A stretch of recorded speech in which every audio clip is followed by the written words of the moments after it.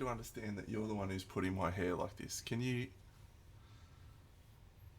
What are you doing? What?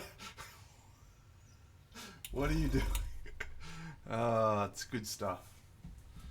Alright friends, welcome to Monday night. It's Party Monday with Big Dano, where my girlfriend is assaulting me with a comb, trying to get the locks going all over the place. We're going to paint this guy. You good? You pest. Alright, we'll get the camera set up. How's that? Maybe a little bit further out.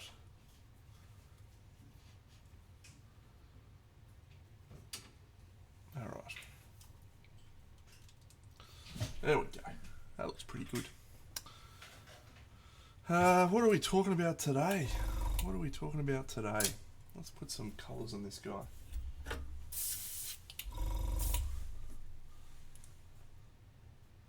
I watched a movie last night. Dungeons and Dragons, Honor Among Thieves. Hadn't watched it up until now. It was quite good. There's been a number of Dungeons and Dragons films made over the years. I've seen all of them. This one is by far the best. And when I say I've seen all of them, I mean that. They did a couple of sequels to that really bad Dungeons and Dragons that came out in, I don't know, 1996 maybe? 98? I'm not sure what year that one came out. You know the one I'm talking about. The fucking terrible one. That had Jeremy Irons playing an evil sorcerer. And Jimmy Olsen from Lois and Clark playing some thief. There's a big mould line down there, Dino. We have to correct that. Or are we actually? Yeah, we may get away with it. That's his angle. Anyway, I'm gonna get that one. It was quite bad. That original one, quite bad indeed. But this one was good. Anyway, they made like 3 sequels. That one or 2 sequels, and the special effects were just progressively worse. Arnold Vosloo, I think, got cast in one of them, playing a lich. After his success in The Mummy, he obviously had a very lucrative career. Moving into Dungeons and Dragons sequels. I'm going to go and have a look at that now because I can't remember what. Dungeons and Dragons. 2000, there you go. It was in 2000 was the original. Yeah, there we go. And Jeremy Irons, tremendous. 2000 sequel. Dungeons and Dragons Wrath of the Dragon God is 2005. Bruce Payne reprising his role as Damodar. Yeah, Book of Vile Darkness as well. It was just a tragic one. I watched all of them. Hello Dom's Minis. They were all just hideously bad. But I went through this period where I was really keen on just watching really bad movies.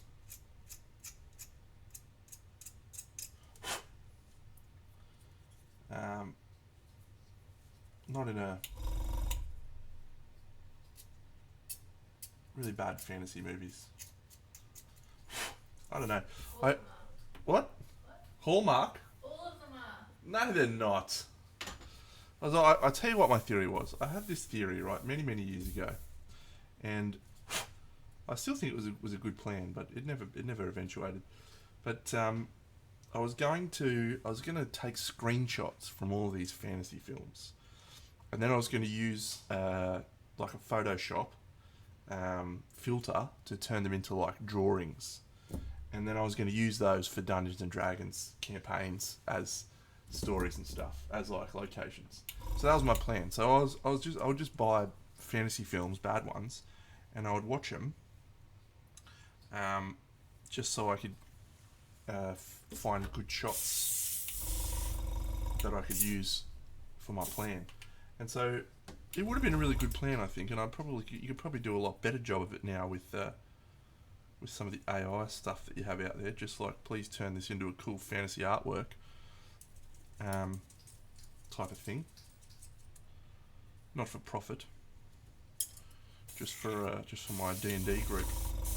But the second component to that story is that would have involved me needing a D&D group, which has never...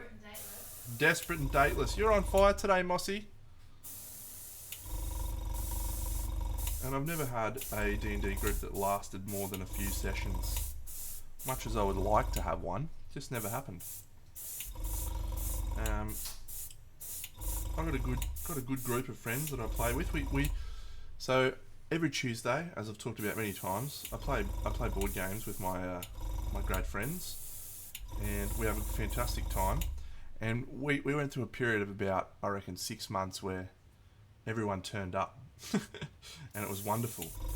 And then one of the guys had never played D&D, so we were like, let's do a D&D session. And so we put together a little campaign for him, just like a little... It wasn't really a one-shot. We had a plan to play for a few sessions, and then we would see if we liked it, and we kept going. And I swear, after the first session... we went through a run of about 4 months where we didn't have everyone there. It's just cursed. You can't do it. You can't get past it. Cursed. Anyway, how did I get onto that? Dungeons and Dragons: Honor Among Thieves. Film that I watched last night. Pretty good. Pretty good. For a person who enjoys the game and the lore behind the game, there was lots of nice little Easter eggs. There was lots of the thing that was about it was just a good film, right? It just was actually good for a change. So yeah, that one in 2000 was fucking tragic. Came out around the same time as X-Men, that one.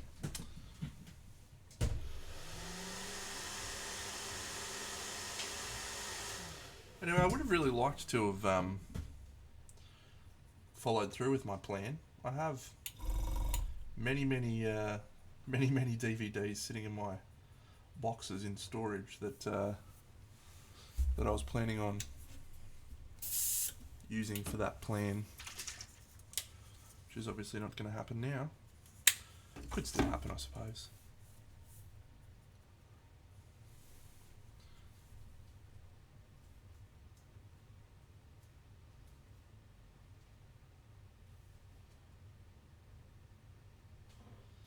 So we're going to talk about Monte, the Monte Sansevino show that happened on the weekend just gone.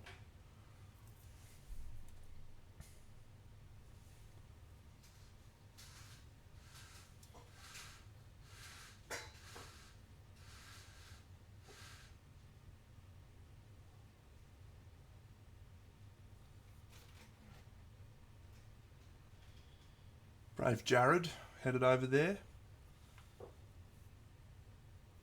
testing his mettle against the best that Europe had to offer.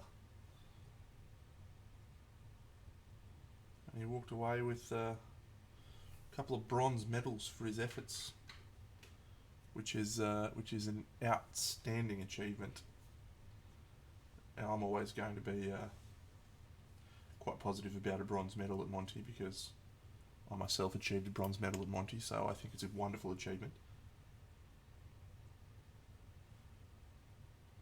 But in the Masters category, to achieve any medal in the field is just like very, very impressive. So kudos to Gerard, props.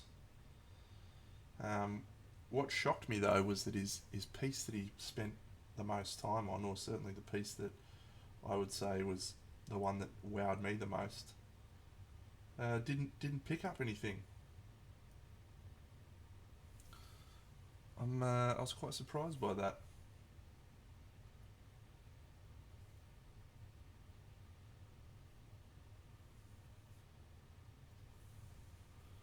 It was a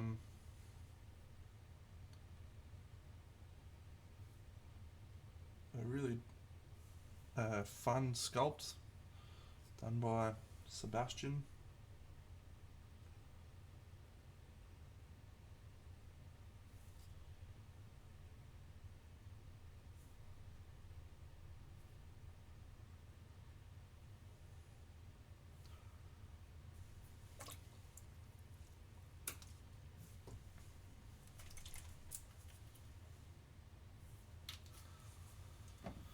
So I tell you what, the more I see pictures and stuff from events like Monte, and the more impressed I am at what this hobby can do and can achieve in this hobby when you're willing to devote yourself to it. Some of the stuff that some of these artists is doing is just absolutely outrageous. Like I can't really wrap my head around it. You know, I paint pretty cool stuff. I think I like what I do, and then I see some of these guys and I just think, how? How is this possible? How can you actually achieve what you've achieved here?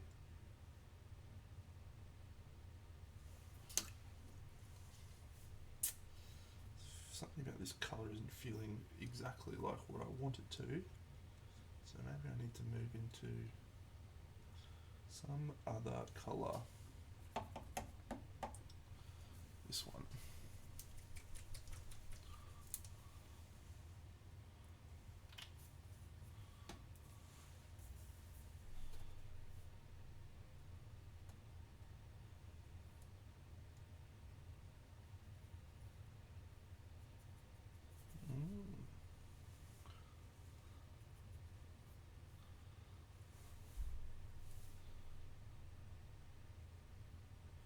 Wonder if I told Mossy that Dungeons and Dragons had Hugh Grant in it. Wonder if she'd watch it then. Yep, sure does. You what? It does.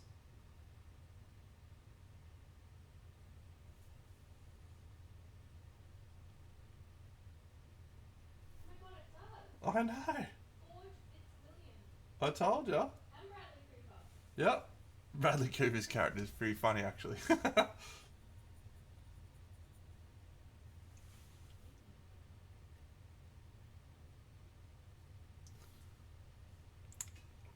Don't tell her that time stop. We've got to convince her to watch it first.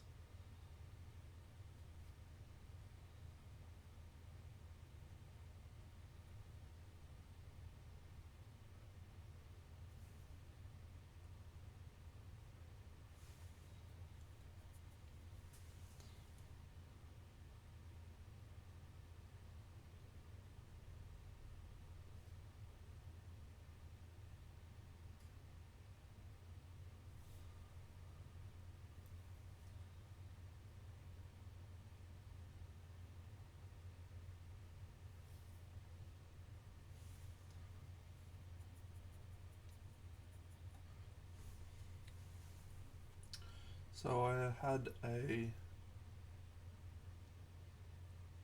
game that I was filming and playing for my channel by the name of Aeon Trespass Odyssey. Fun little game. Little's probably not the right term for it. It's a sprawling, huge, uh, expansive board game. Probably the most expansive board game you could possibly play, with the possible exception of Kingdom Death, I suppose.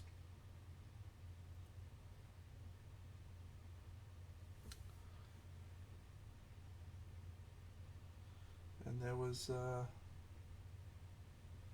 expansions released that I've been waiting since 2004, so 4 years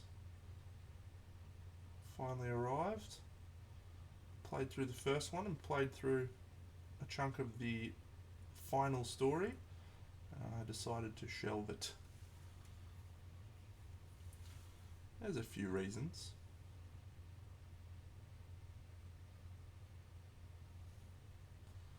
One, I'd really like to go through and play the story in a row. One, time stop. Is this your first time on this channel, mate? Come on now.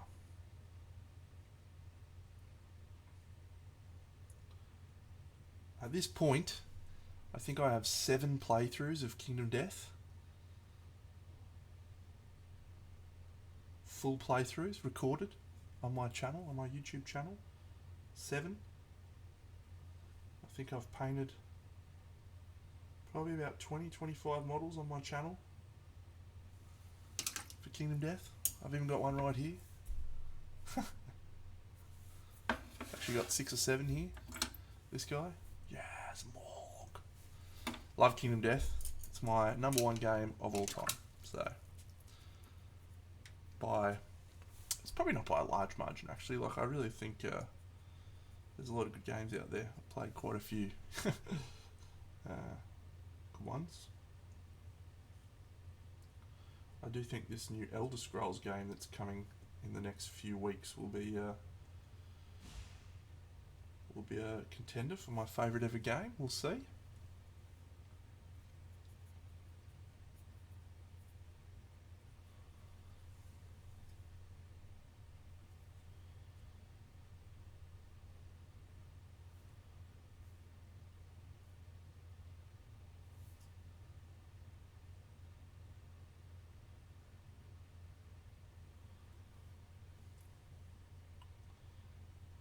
But yeah, I really want to experience Aeon Trespass from start to finish in one sort of series. And I got to a little way into the 5th story and I realised that I wasn't going to be able to, g'day Ed, I wasn't going to be able to muster up the enthusiasm to play the whole thing through again. And so I thought I'd save myself for the last chapter and have it be a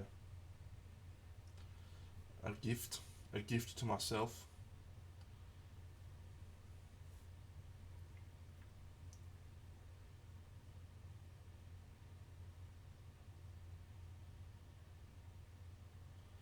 And then I also have the great man, Big Whale, coming to visit in a couple of weeks, and when he comes over we play games all weekend, and wouldn't have been able to have all my Aeon Trespass stuff set up. So multiple motivations, and of course I really wanted to spend some more time with my girlfriend. Didn't I, Mossy? Yeah. Help me. I'm trapped.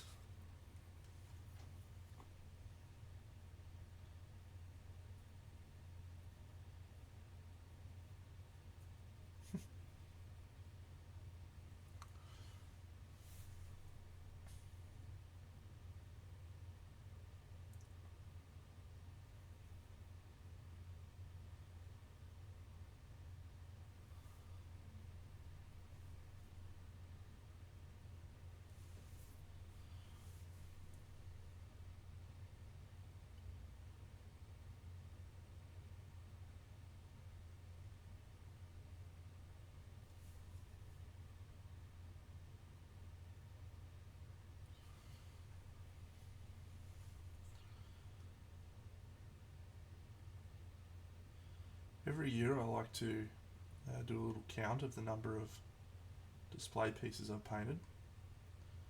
A few years ago I was averaging about 50 a year, and then during COVID we did Camelot and we did a couple of other dioramas, and although my overall total projects was like 37, the total models was about 70.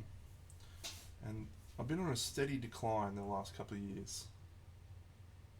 I haven't painted anywhere near as many models in the last few years as I did the preceding years.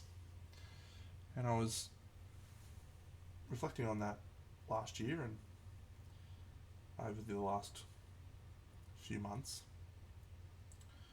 And I attribute a large part to the Crimson Brush. Unfortunately, the Crimson Brush has consumed a lot of my painting motivation and energy into really trying to make sure that that event is run well. So I'm going to reflect on that a bit more. But yeah, we could talk about Oathsworn and Kingdom Death. I played both of them. I painted some models for Oathsworn. Actually, did a series on YouTube. Oathsworn, sponsored by Jamie and Toby from Oathsworn. It's actually surprisingly different games. Although on the surface they seem like they'd be quite similar. They're both boss battlers and they both involve a party of 4 facing off against that boss, but they're fundamentally very different games, because Kingdom Death is much more about the story of the settlement. It's not really about individual survivors, although you do have individual survivors developing and taking on a life of their own, but it's really more about the settlement, and you have very bizarre emergent stories happening. So let me give you an example. In my last campaign, which I played with my friend Tobes, we had a character that was named Tobes, and Tobes, a lot of people die in Kingdom Death, right? So you learn to get not too attached to your characters. But Tobes just kept surviving in all of these unusual circumstances, and then one day, after we'd fought a Black Knight, we came home from this hunt, and every time you return from a fight, you have a settlement event that you draw, and the settlement event that we drew for Tobes was called Jousting. And Tobes decided, the character of course, not the person, decided that he would be involved in this jousting. And don't ask me why the settlement decided to do some jousting, but they did. And Tobes accidentally killed the person that we'd named after his daughter in real life, and he accidentally broke her head with his lance, and we started calling him Sir Tobes. That was what our settlement decided they'd do, that he would henceforth be known as Sir Tobes. And so the reason I tell you this story is because Sir Tobes went on to be one of the greatest champions of Kingdom Death after killing his daughter. And the fun that we got from that moment was great. It was really fun. Now, where Oathsworn is vastly different is the narrative is much more fixed, and it's a very good narrative, one that is engaging and has characters that you generally care about, which is nice, to have those people. But one thing I've started to realise about my board gaming is that if I wanted to read a story, I'd read a book. I don't really want a lot of story. I want a little bit of story. I want something that makes me care about what's happening, but I don't want to spend 30-40 minutes reading before I get to do something with my toys. And so that's where I think Oathsworn falls down, because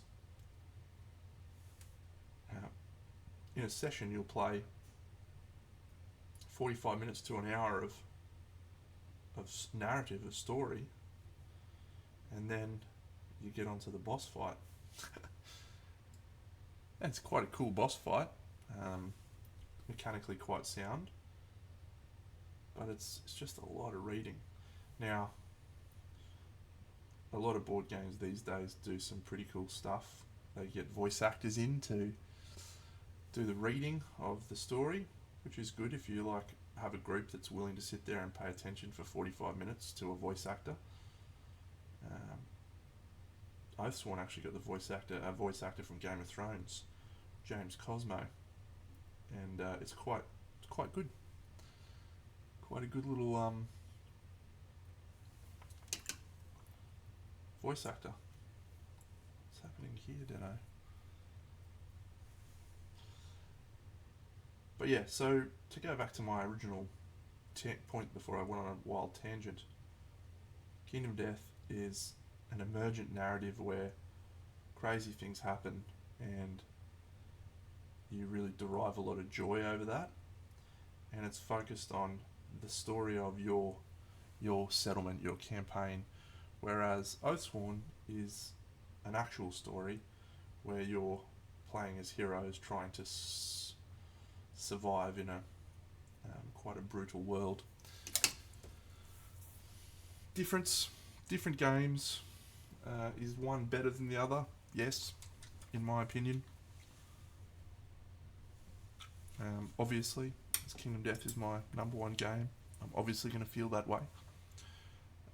But I enjoyed Oathsworn quite a lot, and there'll absolutely be people that Oathsworn appeals to more because they feel completely the opposite of me about the story.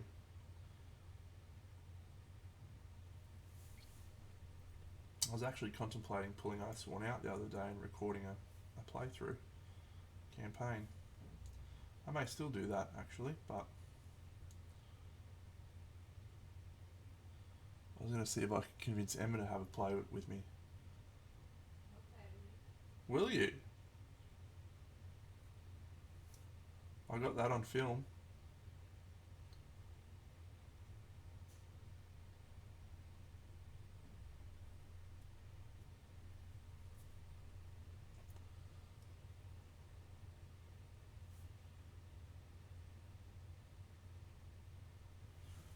Alright, so let's talk about this guy that I'm painting because he's a character from my diorama, so we need to have a little bit of an idea what's going on. So this guy is standing in front of this crypt. Here he is. Standing in front of it, and he's wielding magic. I like to think that he's summoning the undead hordes to attack the church. So he will have a lot of green OSL, maybe emanating from him, maybe not, haven't decided yet. But he's quite a pivotal character in the scene, so I do want him to look good. But he is quite towards the back, so we don't need to have a lot of hefty detail on him. Frostgrave is a little bit closer to Kingdom Death, yeah. So Kingdom Death follows a structure. You have 30 lantern years in a Kingdom Death campaign, generally. Sometimes there's some of 25, or sometimes even shorter ones. And in that campaign structure, you'll have events that occur along that timeline. Now those events are narrative in nature, but Kingdom Death manages to build a wonderfully compelling and evocative story in, sometimes as few as 3 or 4 lines, and they very much don't tell you everything at all. It's a show don't tell type of experience where you have hit locations on the monster that you fight that will reveal information about that creature, and without revealing that hit location you might not know this particular fact.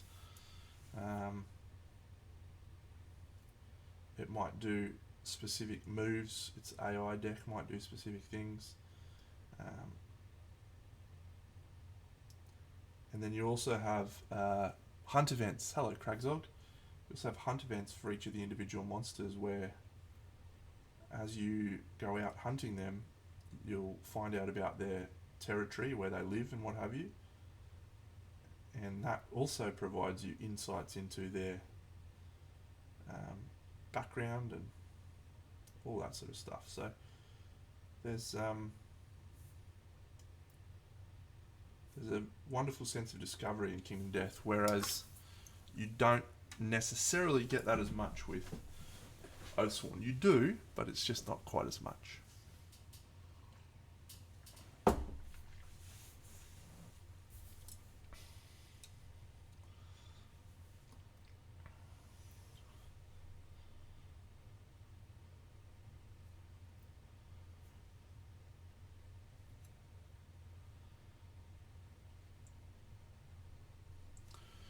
Anyway, the countdown is on to Crimson.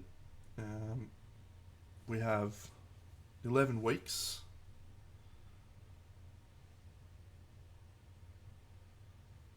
Until the event is here. There's a lot of things still yet to organise for the event.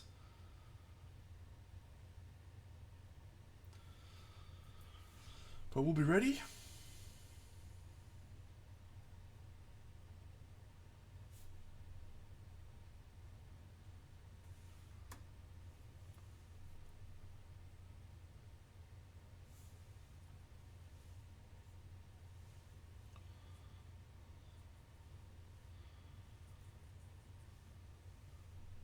I have played Betrayal at House on the Hill, and yes, it is 11 weeks away.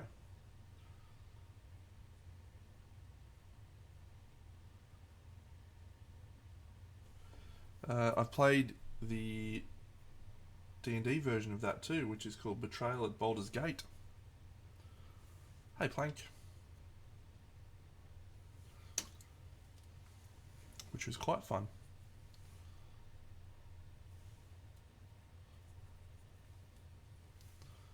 Yeah, good little game.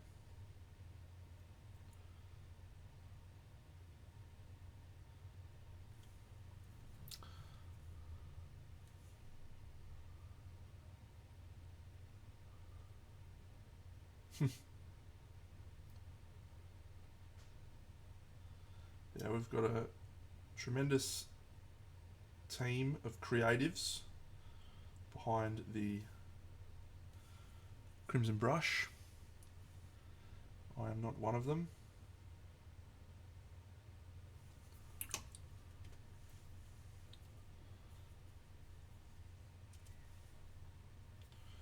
Why have I got one of Mossy's hairs here, hey? What'd you say? It's a present. Thanks. Pest?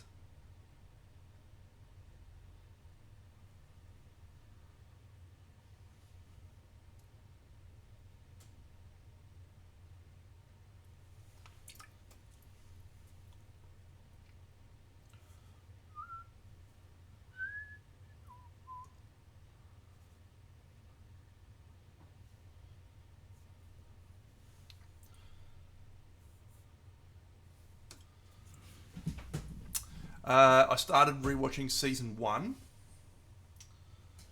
So I'm episode 6.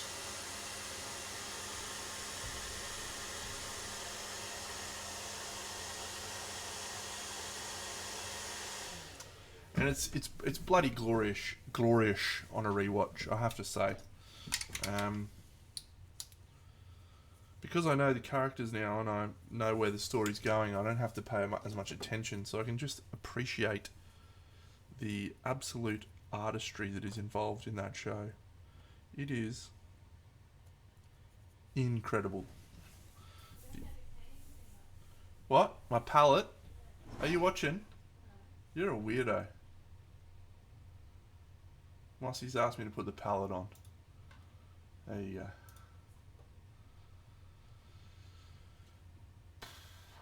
That's a good thought time stop. Now, as we've established, you've not been around on the channel as long as some others, But we actually had a diorama that we did a few um, months ago that had a full scene of vampires actually, and it was actually entitled Blood Moon. So we had a literal blood moon in that, and so I did a lot of uh, light effects on that one. So I may not do the same. I may not go the same path for this one with the blood moon. Instead, we may go for a little bit more of an eerie, greenish, bluish sort of color scheme. It's not a new palette cam, Craig Dog. It's the same one. I just didn't zoom it in.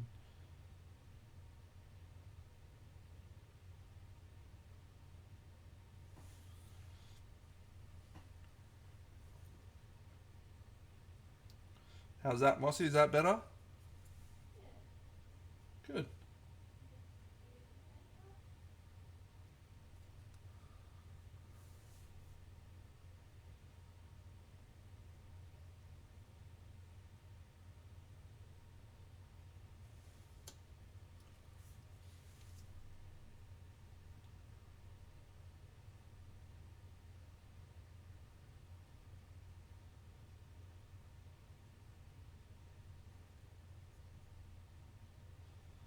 So has anyone seen what won Best in Show at Monte? I haven't seen.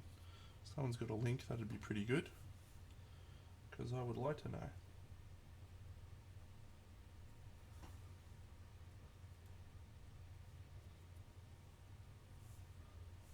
I haven't seen it.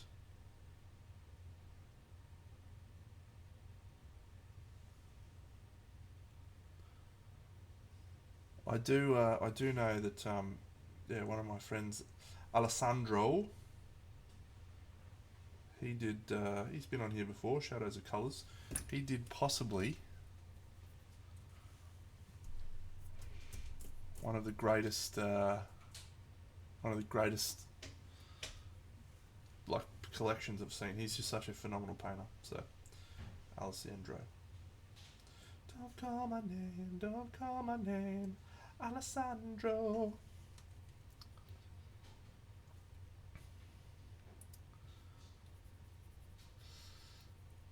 You saw one of my pieces at Sydney, at the Guild. At the Guild's Inn.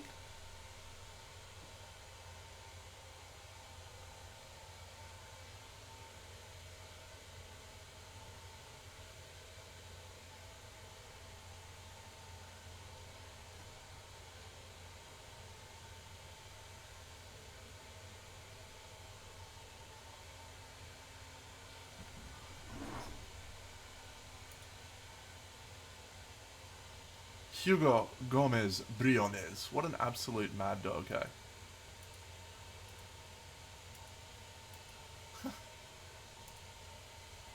Hello, Builder.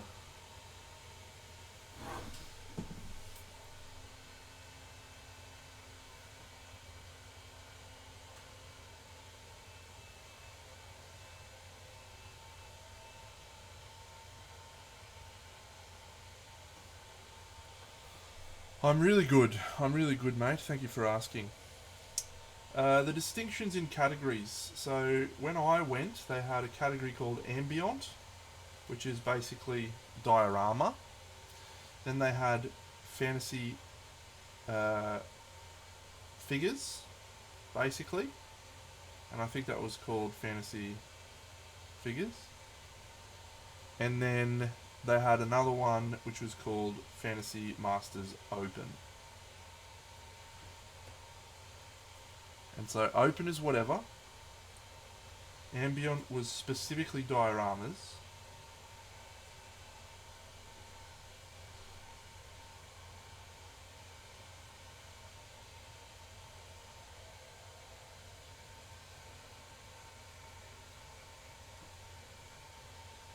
It's a cool model. Cool model, Bialda. Bialda.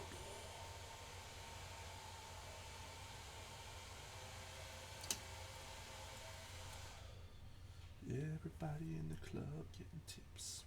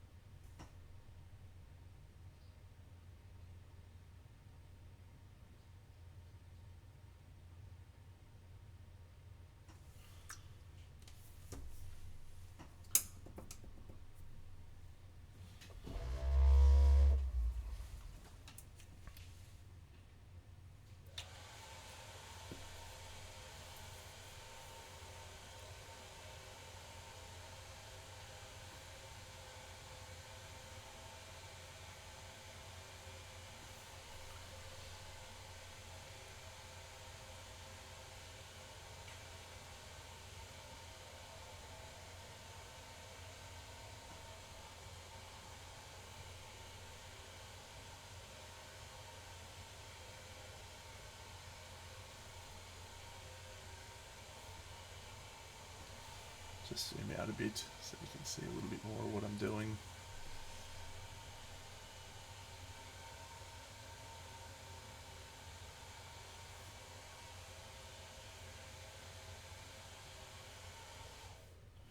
Yep. So I'll probably watch some more Arcane tonight. Hopefully finish the season. What are we up to now? Has it got the has it got two of this episodes of 3 out for Arcane, or are we still on the first one?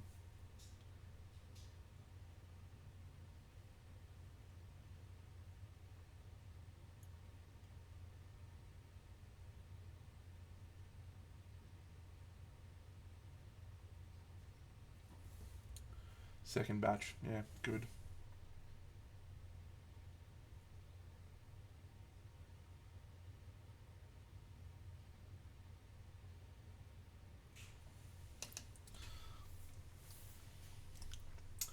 It's a damn good show. And I guess the thing that comes to mind when I think about it, it's like, why haven't we got it right for other, like, video game properties? You know, here's this show, which will probably go down as, this may be me overstepping, but I think the second season has been confirmed as the last, hasn't it? It will probably go down as one of the best animated shows ever.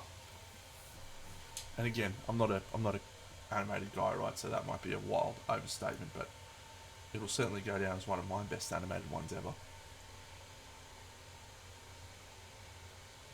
And it's on a video game property that fucking very few people would have known anything about from outside of our universe anyway. Why can't other, you know, video game properties get it right? To be fair, there was a period in time there where computer game stuff was just doomed to fail. And then they've started to get it a lot more right recently, haven't they? Because the Super Mario Brothers movie was sick. And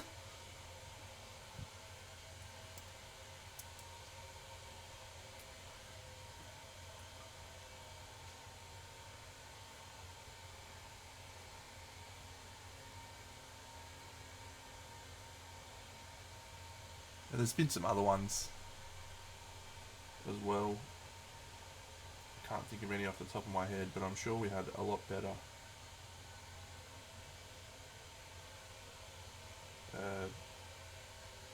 game movies. Yeah. I'll tell you one that was wildly underrated. The fucking Doom movie. Fallout was good, yeah, Fallout's another good one. How good was Doom? With The Rock. Carl Urban. What a film.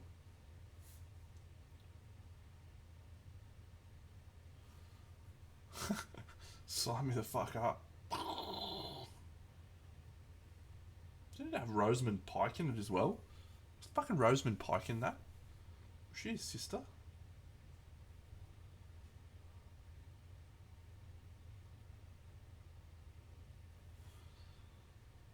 Yeah, Carl Urban doing first person will be forever etched in my memory. The first time I saw that in the cinemas was fucking legendary. I absolutely lost the plot.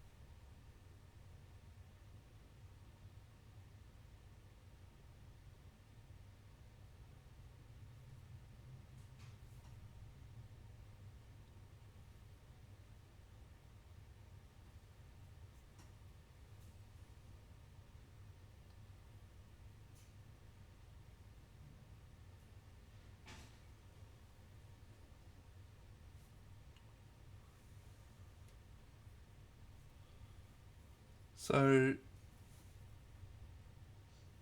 I'm not really uh, convinced that I'll ever watch One Piece, um, either animated or live action. I just don't really haven't really connected with that subgenre of media known as anime. Never really worked for me. So, Doms, what sort of questions that, mate? I flew like for 10 years.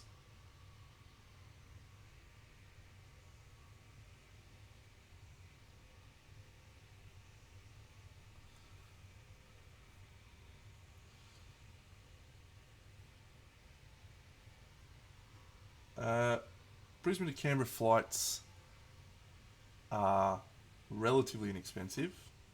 The earlier you book them, the better. I think one year I got return flights for about 250, and I have a very strong policy of uh, always, uh, always taking all my models on carry on. So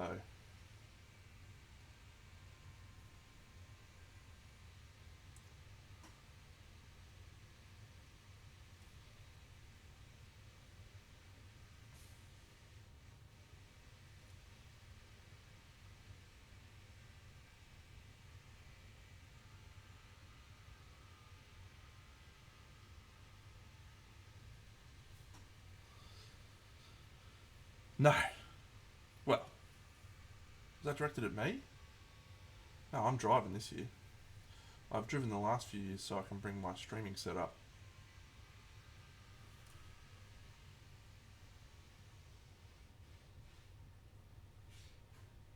If I didn't have to bring my streaming setup, I would fly for sure because it is a 14-hour drive, and that is quite a long time.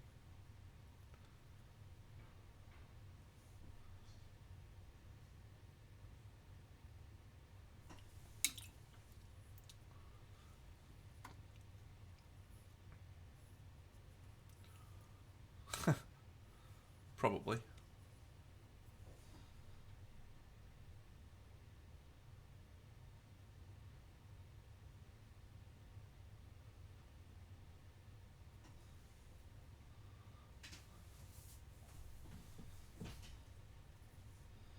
Again, I would just hire a car when I was down there. I'll tell you a fun story about that actually. So a few years ago, what year was it? 2020 was the year. Um,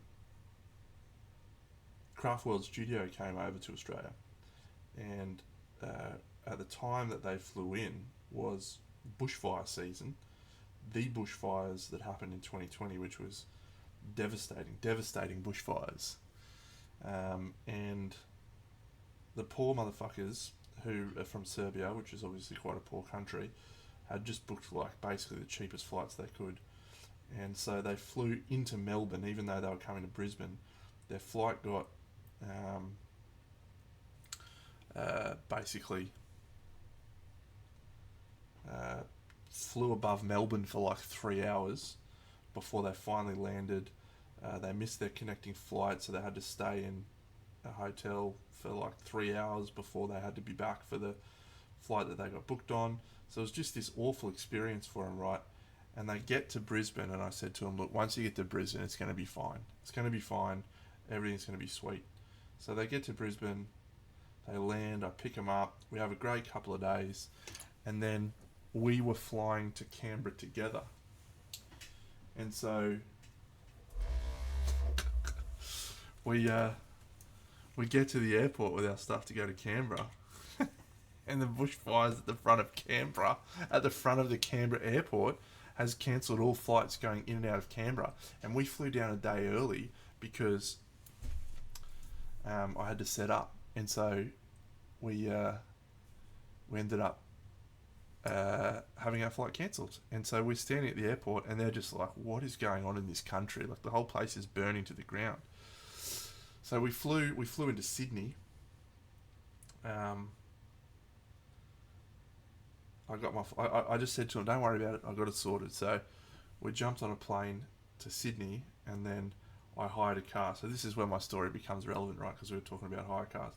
So the original hire car I booked for Canberra was 4 days in Canberra, and it cost me $450 or something, right?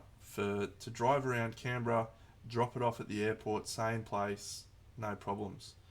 I get to Sydney Airport, and I go over to the Hertz fucking terminal, and I say, hello there, I would like to hire a car that I booked today. And the hire car that I booked, which was drive to Sydney to Canberra, and then drive around Canberra, and then drop it off at Canberra Airport, cost me $180. It cost me like $300 less to take the car from Sydney, drive it to Canberra. It was absolutely outrageous. Poor Craftworld had to sit in a car with me for 3 hours. We had a good time though. We played a little mini D&D campaign in the car. Marco was a great man. He loved being a DM, so we played a little stuff. They stayed with Meg Maples. Yeah, it was an awesome time. Stayed with Meg Maples, who was living in Goulburn at the time, so I dropped them off on the way. Arrived in Canberra at basically midnight.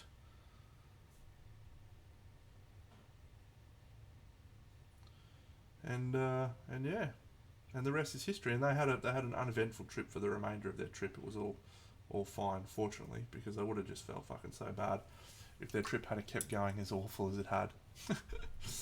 They just did not have a good run up to that point. Lovely people, those two, actually. Absolute wondrous human beings.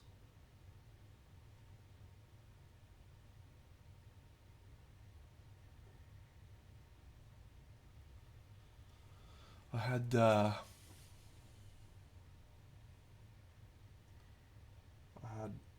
never met them before. I've told this story multiple times on stream, but it's just such a lovely story that makes me smile every time I think of it.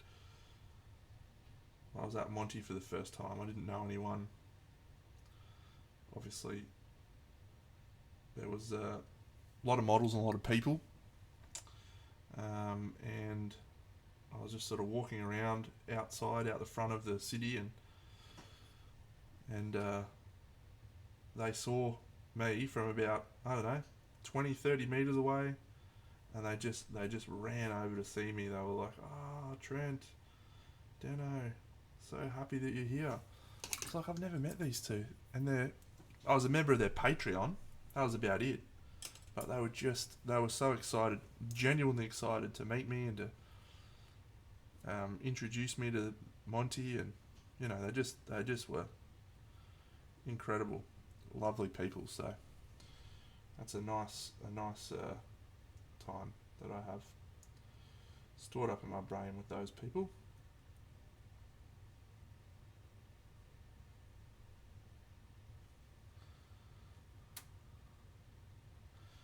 I would not be able to talk to too many people that I've had interactions with that weren't positive. There's one or two, but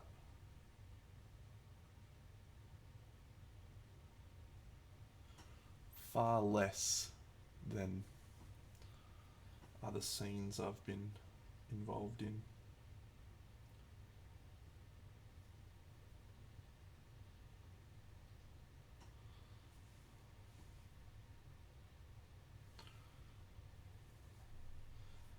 No, he's a good egg.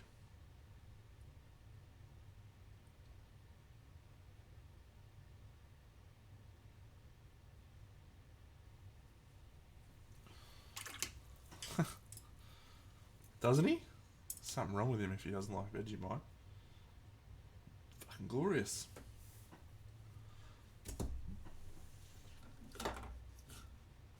Ink turns violet.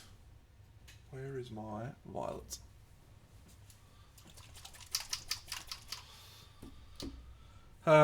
Positive about Monte, or honestly, Monte is just one of the most amazing experiences of my life. I did a video on it. Like, it's just filled with amazing memories of people and food and places, things.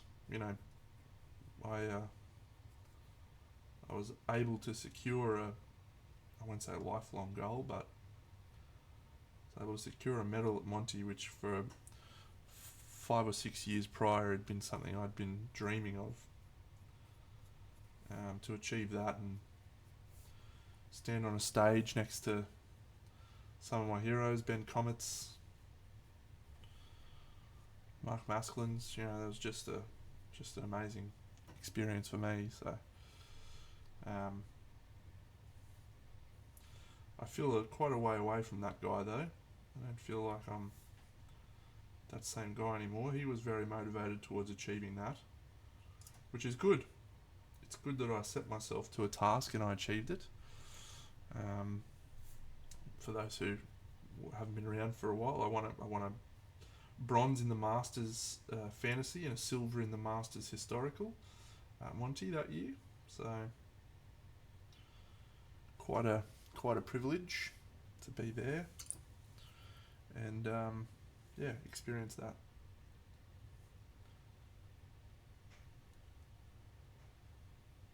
And yeah, I've got some photos of those events, Monte and SMC, where I'm standing next to those people, and it's just a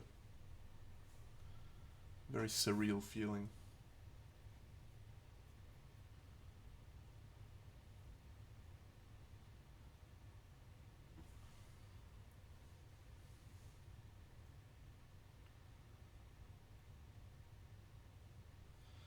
Look, I'm sure Jared would agree with me. I'm sure if he were on here, he's obviously over there at the moment, so he's not going to be on here. But I'm sure he would agree with me that going is a prize enough in and of itself.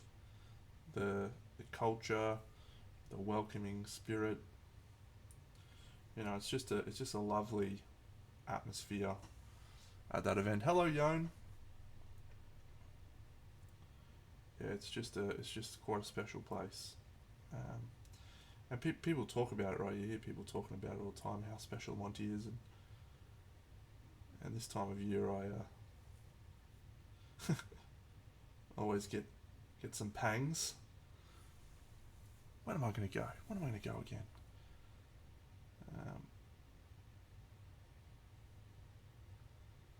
Just because of the energy of the place. Doesn't matter who you talk to or where you go or where you're from. Everyone's just there to celebrate the same thing, which is painting toy soldiers and having an amazing time with their friends. So I highly recommend it if you have the opportunity, the wherewithal to do so. It's yeah, special.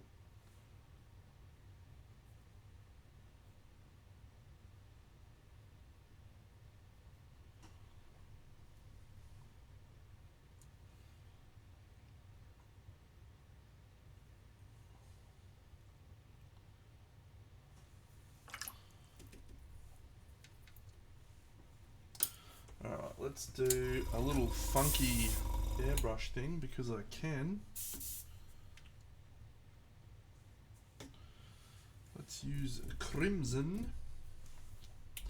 Actually, before we do that, we'll use a little bit of duck egg green and just smooth some stuff out, and then we'll use the crimson. That's a better plan.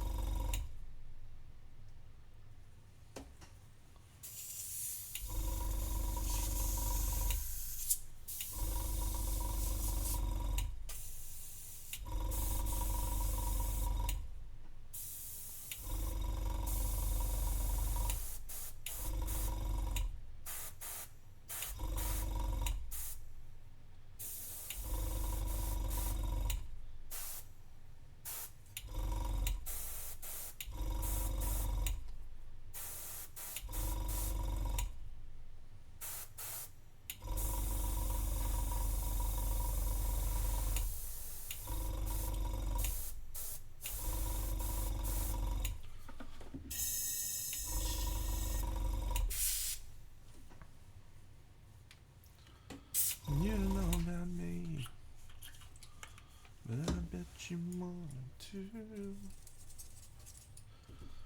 I put the big diorama away, the actual big thing, because I felt like it was just every time I'd walk past it, I'd be looking at it, just going, "Fuck, I've got so much left to do." So I just thought, you know what? I'm just gonna have a little pause on feeling demoralised at the sight of what I've got left, and instead I'm just going to make it real simple and just make it about one little model, one that I'm excited to paint. So that's what I did. So I just got a bit of red in there, but I might just add a tiny little spot of this blue. That's too much because we've now gone purpley grey. I don't want that much blue. A bit more red. I think I regret my decisions. Yeah, that's too grey, really.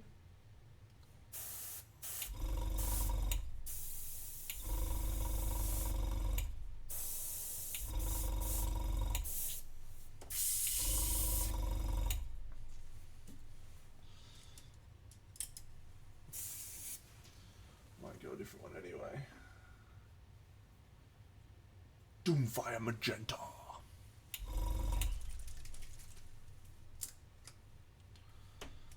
That is full on. Get in.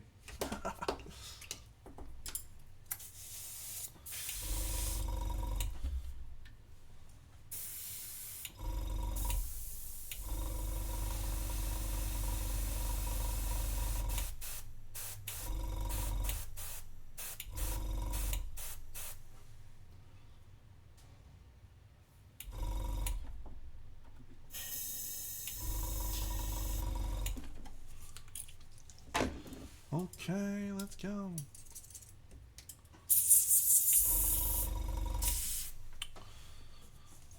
As I said last week, so I'm trying to start a little bit earlier, so that we can conclude a little earlier, so we don't keep little Moss awake for too long.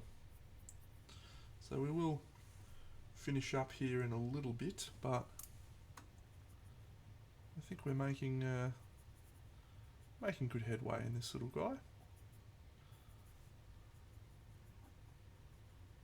He's supposed to be quite pivotal to the scene.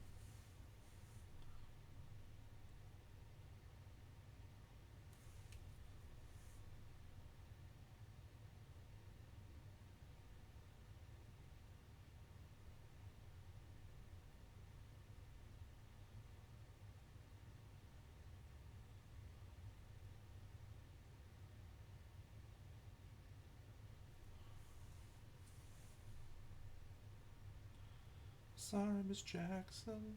Ooh, I am for real. Never meant to make your daughter cry. I apologize a trillion times. Sorry, Miss Jackson. So I will probably keep working on this chap throughout the week a little bit. I'll just share. So I've had a bad run of Sundays where I haven't streamed for, I think it's 3 or 4 in a row now, and most of those have just been like, yeah, I felt like having a break, and so I did. But I was pretty keen to stream on the weekend. Unfortunately, we had a prior engagement, which is something I'll share. I don't really talk too much about family stuff. Really, I really only talk about nerd stuff. But yeah, my grandma passed away a few weeks ago. Good old duck. 90, 94, 95, I think she was. So she had a good trot. And she was a great character.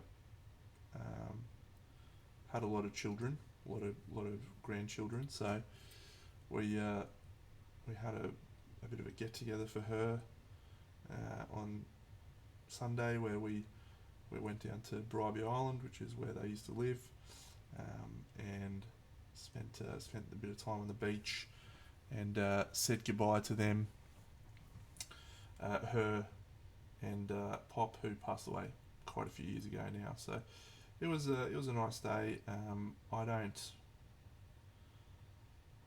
do a lot of emotional stuff. I don't really have a lot of emotions. Just ask my girlfriend. But it was nice for my mum. It was nice to see my mum. Get to say goodbye. And she was a really nice lady. My nana. Funny old duck. Really funny. Used to say some funny shit. I reckon when she was younger, she would have been an absolute loose cannon. So there you go. I was keen to stream yesterday, but circumstances being what they were, we didn't have time. So I hope to get back to regularly scheduled programming. Hey, look, I wish I could say that I was sad, like really sad about it, because I think that's what you're supposed to be. I haven't really had too much emotion about it at all, and I'm hopeful, not just my autism, but I'm hopeful that that's because she had a really good run, you know? Like, imagine having a life filled with 9 children, 15 grandchildren, and at the time I think she's now got like 11 great grandchildren. And we celebrated her 94th birthday just a few weeks prior, and everyone got together. So, I think she was ready to go. She'd had enough. So, I don't think we need to be sad about that. It's going to happen to all of us. Embrace it. Accept it. It's not up to us, in the words of Gandalf. It's up to us to decide what to do with the time that is given to us. It is. It absolutely is as good as it gets. So, yep. No sadness from me. Just appreciation for the life that she has given to me, in a roundabout way, I suppose, by giving birth to my mother and then my mother giving birth to me.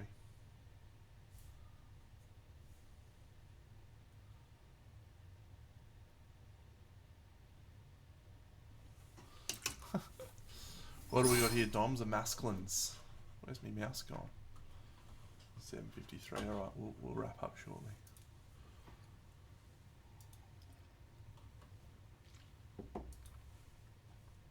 Monte.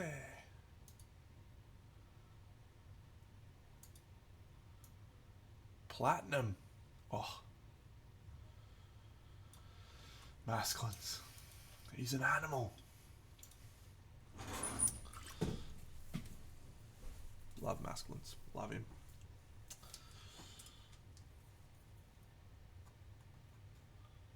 When I grow up, I want to be Mark Masculines.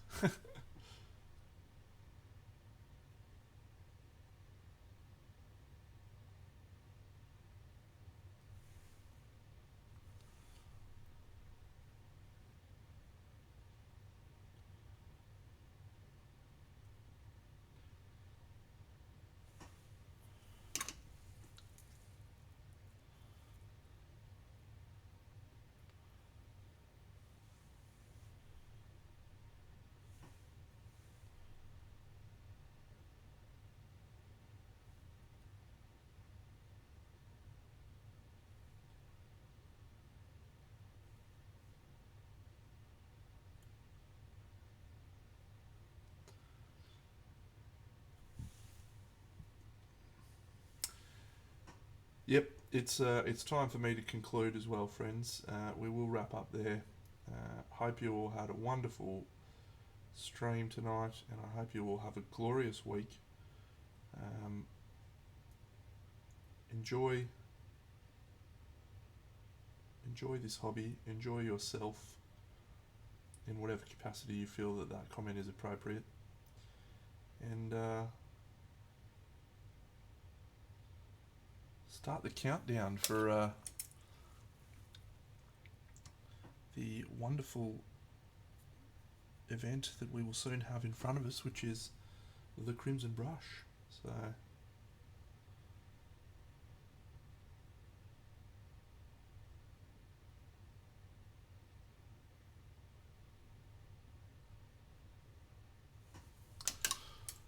all right, I'll catch you all again soon. Big ta.